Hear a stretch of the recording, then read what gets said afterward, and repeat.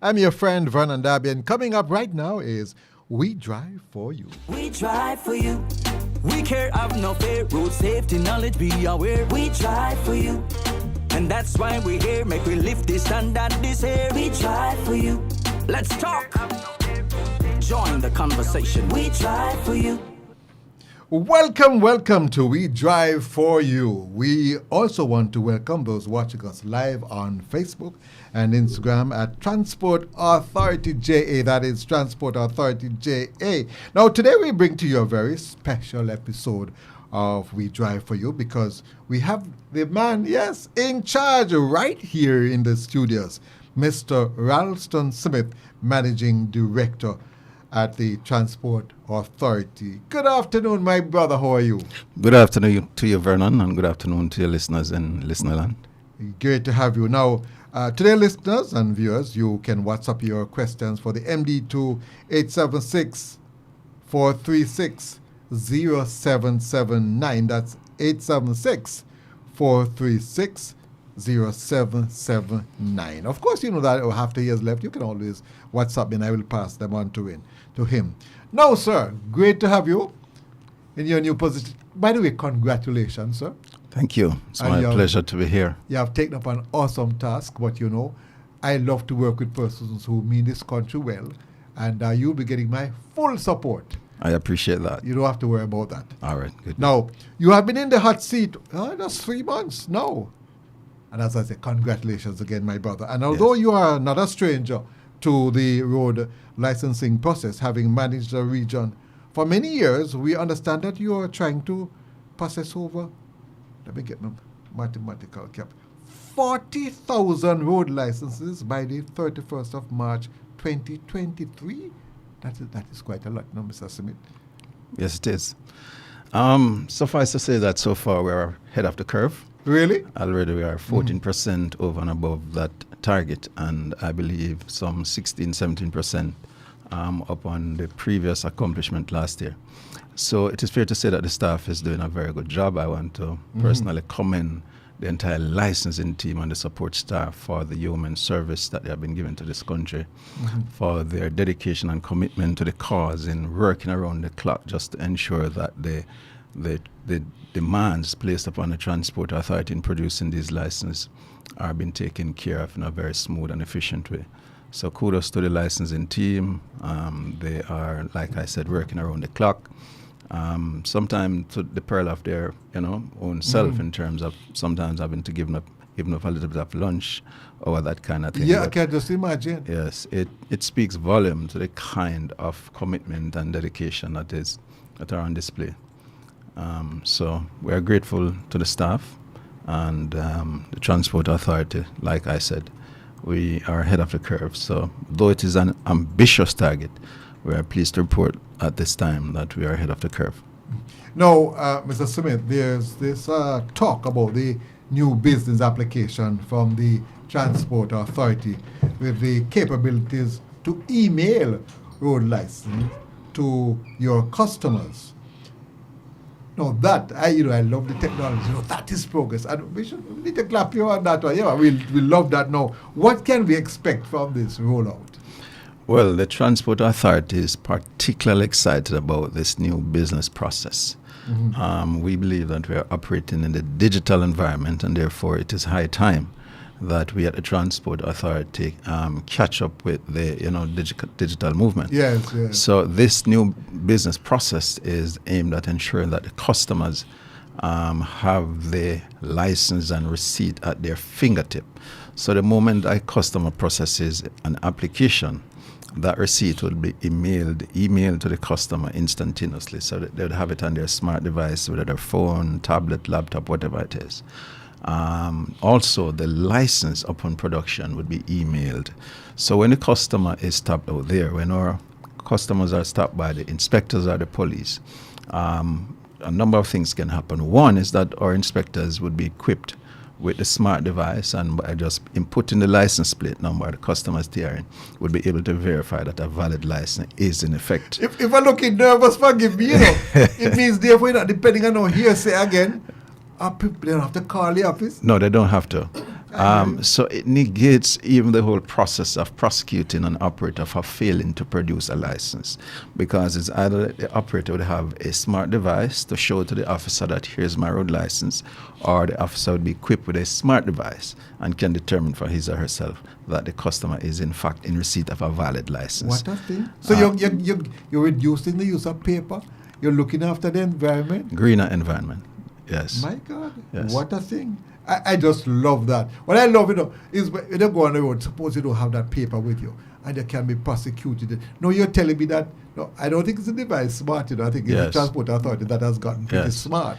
Yes, you're as smart as a device is. So yes. If you're not intelligent enough, you can't use a device. The truth is, we're a little behind the eighth ball in terms of our own projection, in terms of the rollout of this new TAMES. We call it TAMES, the Transport Authority Advanced Information Management System. And you leave out one part, though. Transport Authority Very advanced information. Yeah, I'll give you your trouble. You're right on that one. And so by Monday of next week, we intend to start the utilization of this business application. Okay. And therefore, all our customers coming forward now will be able to, more so those within the carrier's license market, the green plate operators. We have a little bit of a teething pain with respect to the timetable type operation, and those are mainly the four-year rural state carriages. So we are working out that Kings with our service provider where that is concerned. But we intend as at Monday to utilize this new business process, this new bit of application in the processing and printing of all the licenses going forward. Now, come April 1, how will the authority treat the PPV operators who have not renewed their road license? But not really, they should, because they're making it so easier for them to do. But they're operating nonetheless. So how do you deal with that? Well, the sad part of it is that the Transport Authority must exact the prescription of the law. The authority is a creature of the law, and what the law prescribes at Section 61, subsection 5 of the Road Traffic Act, as well as Section 13(2), subsection 5 of the Transport Authority Act, is really prosecution and seizure for any person operating without a valid road license. So if it were that your license expire March 31st, 2023, then as at April 1, you'd be operating without a valid license. By the way, let me add, April 1 is not, as far as you are concerned, it's not All Fools Day. Around the corner. It's not All Fools Day in this scenario. So I want to make it abundantly clear that as the vanguard of the public passenger transportation system, the Transport Authority would be derelict in its duty if it were that were to allow the operators to operate with an expired road license, and therefore we cannot countenance that type of operation. So we are duty-bound. Our obligation in law is to ensure that we take care of the rights and interests of the commuting public. And part of our mandate is to ensure that we expose them to a system that is safe, efficient, and reliable. Now, safe. So hold on. So when I hear persons say you're harassing the operators, is really persons like me and those commuters that you're taking care of? Ignorance. And ignorance is no excuse of the law. Because the truth is, as the vanguard of the public transportation system, our mandate really is to ensure that we expose the commuting public, like I said, to a system that is safe, efficient, and reliable. And we do that by intervening in the space, by carrying out enforcement and monitoring activities, just to ensure that the vehicles are fit and proper, and as are the documents for those vehicles. God forbid, and in the case of any eventuality, then the passenger, if anything should go awry during the passage of travel, would have a right of claim on an insurance of the motor vehicle. Oh, yes, the insurance, yes.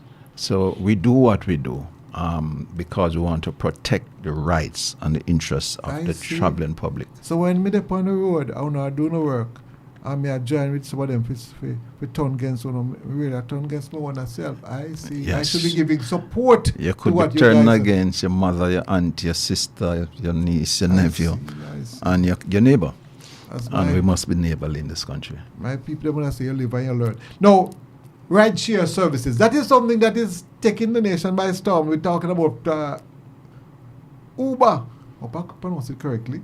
And InDrive, they continue to increase in Jamaica, to the extent that operators continue to use vehicles without the requisite road licenses to provide those services.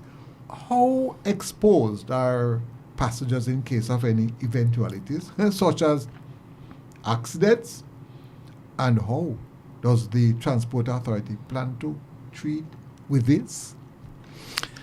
Well, I like to call them virtual platforms. Yes, Uber, yes. InDrive, and others. These are applications that persons within our shores, they would download the app, and it allows for the commuting public to purchase rides. And I want to say purchase rides on these Uber and InDrive application.